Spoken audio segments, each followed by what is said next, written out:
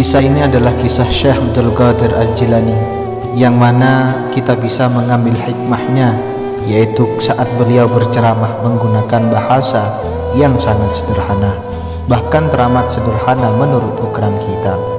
Anaknya yang juga ahli berceramah dan gemar menuntut ilmu berkata dalam hatinya, "Jika aku izinkan berceramah, akan lebih banyak manusia yang menangis karena mendengar ceramahku." Tibalah saat di mana sang anak disuruh oleh ayahnya untuk berceramah. "Wahai anakku, berdiri dan berceramahlah." Sang anak berdiri dan menyampaikan tausiah kepada hadirin dengan kalimat yang indah. Tidak lupa mengutip firman Allah, hadis Nabi, syair, dan ungkapan ahli hikmah. Namun tidak ada seorang pun yang menangis, bahkan mereka merasa bosan mendengar ceramahnya.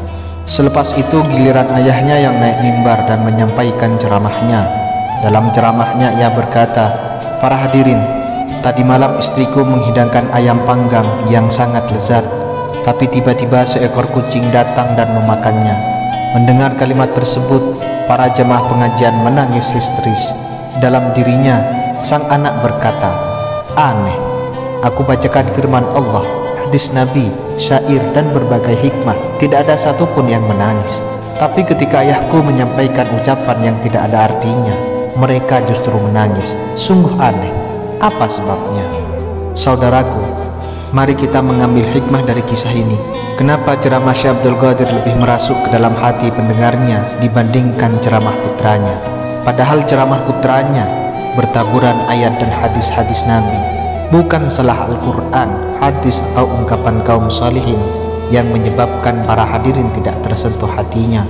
Namun permasalahannya adalah ketika ayat-ayat yang suci dan ucapan-ucapan yang mulia itu disampaikan, apakah diutarakan pula dengan hati yang suci? Apakah hadis-hadis Nabi yang mulia juga disampaikan dengan hati yang mulia? Disinilah letak persoalannya. Habib Umar bin Hafidh mengatakan, inti ceramah bukan terletak pada susunan kalimat, tapi pada kesucian hati dan sifat kejujuran si pembaca, si pembicara. Para hadirin menangis karena mengartikan kucing yang memakan ayam adalah setan yang mencuri amal manusia dengan cara menimbulkan riak, ujub, dan sombong. Ada pula yang menangis histeris karena mengartikan cerita itu dengan su'ul khatimah.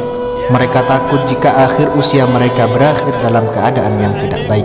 Ia sudah menikmati beragam ibadah dan siap menuai hasilnya, namun tiba-tiba semuanya buyar karena suatu perbuatan yang datang tanpa diduga.